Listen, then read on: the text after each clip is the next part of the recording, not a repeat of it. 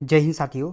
आज इस वीडियो में सामान्य हिंदी के यानी हिंदी व्याकरण के 20 क्वेश्चंस को इस वीडियो में कवर किया गया है। ठीक है, पहला सवाल है, उत्पत्ति के आधार पर संज्ञा के कितने भेद होते हैं। यानी उत्पत्ति के आधार पर संज्ञा के कितने भेद होते हैं। ठीक है, यानी उत्पत्ति के आधार पर संज्ञा कितने प्रकार के होते हैं। ठीक है, तो इसका सही आंसर है ऑप्शन ए, जो 3 प्रकार के होते हैं। ठीक है, अगला सवाल है, भारतीय शब्द का बहुवचन है, यानी भारतीय शब्द का बहुवचन क्या होगा। ठीक है, तो इनका सही आंसर है ऑप्शन ए, जो भारतीय होगा। क्या होगा? भारतीय। अगला सवाल है, सूर्य शब्द का स्त्रीलिंग शब्द क्या होगा। यानी सूर्य शब्द का स्त्रीलिंग शब्द क्या होगा। तो इनका राइट आंसर है ऑप्शन बी, जो सूर्या होगा। क्या होगा? सूर्या। अगला सवाल है, आंसू का बहुवचन क्या होगा।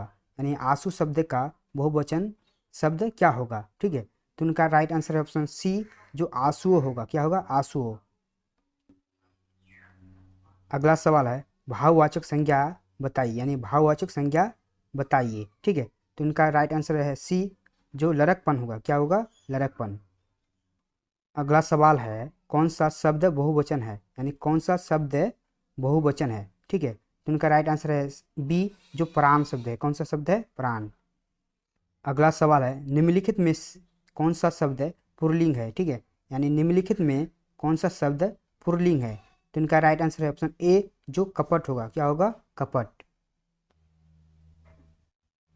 अगला सवाल है, गीदड़ का स्त्रीलिंग क्या है। यानी गीदड़ शब्द का स्त्रीलिंग क्या है। ठीक है, तो इसका राइट आंसर है सी, जो गिदरी होगा। क्या होगा? गिद। अगला सवाल है, निम्नलिखित में भाववाचक संज्ञा कौन सी है। यानी निम्नलिखित में भाववाचक संज्ञा कौन सी है। तो इनका राइट आंसर है ए, जो शत्रुता। कौन होगा? शत्रुता।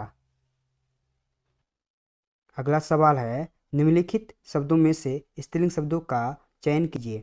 यानी निम्नलिखित शब्दों में से स्त्रीलिंग शब्दों का चयन कीजिए। तो उनका राइट आंसर है डी, जो स्थापना होगा। क्या होगा? स्थापना। अगला सवाल है, अर्थ के विचार से संज्ञा कितने प्रकार के होते हैं। ठीक है, यानी अर्थ के विचार से संज्ञा कितने प्रकार के होते हैं। तो उनका राइट आंसर है बी, जो 5 प्रकार के होते हैं। अगला सवाल है, निम्नलिखित में से कौन सा शब्द व्यक्तिवाचक संज्ञा है। ठीक है, यानी निम्नलिखित में से कौन सा शब्द व्यक्तिवाचक संज्ञा है। ठीक है, तो इनका राइट आंसर सी, जो यमुना है। कौन सा है? यमुना। अगला सवाल है, कौन सा शब्द जातिवाचक संज्ञा नहीं है। ठीक है, यानी कौन सा शब्द जातिवाचक संज्ञा नहीं है। ठीक है, तो इसका राइट आंसर है सी, जो सुंदर नहीं है। अगला सवाल है, कौन सा शब्द भाववाचक संज्ञा नहीं है। ठीक है, यानी कौन सा शब्द भाववाचक संज्ञा नहीं है। तो इनका राइट आंसर है ए, जो मिठाई नहीं है। ठीक है, अगला सवाल है, जातिवाचक संज्ञा बताइए। यानी जातिवाचक संज्ञा बताइए। ठीक है, तो इनका राइट आंसर है ए, जो लड़का है।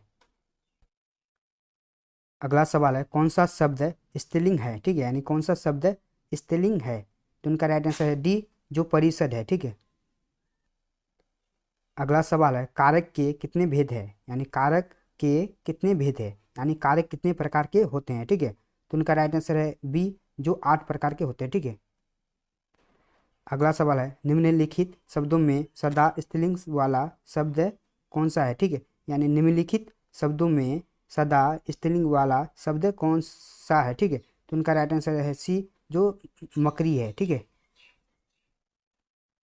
अगला सवाल है, व्याकरण की दृष्टि से प्रेम शब्द क्या है। यानी व्याकरण की दृष्टि से प्रेम शब्द क्या है। तो उनका राइट आंसर है ए, जो भाववाचक संज्ञा है। ठीक है, अगला सवाल है, लिंग की दृष्टि से दही क्या है। यानी लिंग की दृष्टि से दही क्या है। तो उनका राइट आंसर है बी, जो पुल्लिंग है। ठीक है, यानी दही जो शब्द है वो पुल्लिंग शब्द है। ठीक है,